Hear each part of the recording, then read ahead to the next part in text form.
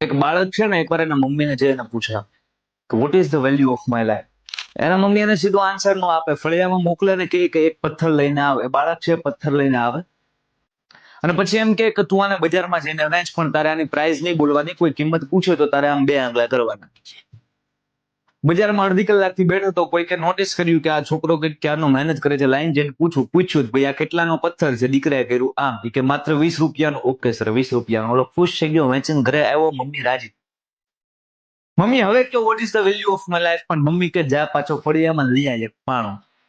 ઓલો સમજી ગયો પાણો. મમ્મી જાવ ક્યાં આવે કે હવે આ પથ્થર લઈ અને તું મ્યુઝિયમ ની બહાર ઉભો રહેજે. ઓલો દીકરો ગયો મ્યુઝિયમ ની બહાર, 2 કલાક ઉભો રહ્યો પણ કઈ વેચાણું નહીં. પણ પછી એક મિનિટ એવી આવી કે મ્યુઝિયમ માંથી એક ફોરેન ના કોઈ લેડી બહાર આવ્યા. મ્યુઝિયમમાં તો મતલબ કયા લોકો જશે કે જેને તે હિસ્ટ્રીમાં આર્ટમાં રસ છે એમ.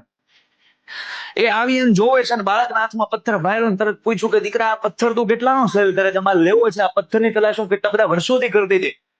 દીકરાએ કહ્યું આમ કરે ના, મમ્મીએ કીધું તું પ્રાઇસ બોલવા નહીં. હા, એ કે માત્ર $200, ઓનલી $200. 16,000 રૂપિયા કે એપ્રોક્સિમ.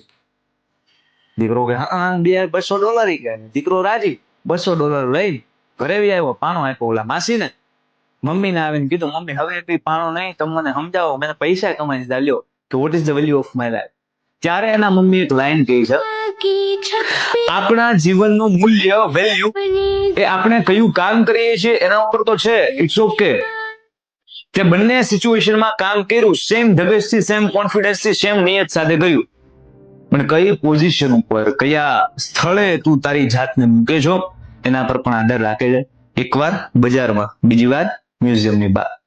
શું આ વસ્તુ આપણે શીખવાની અમારે, ને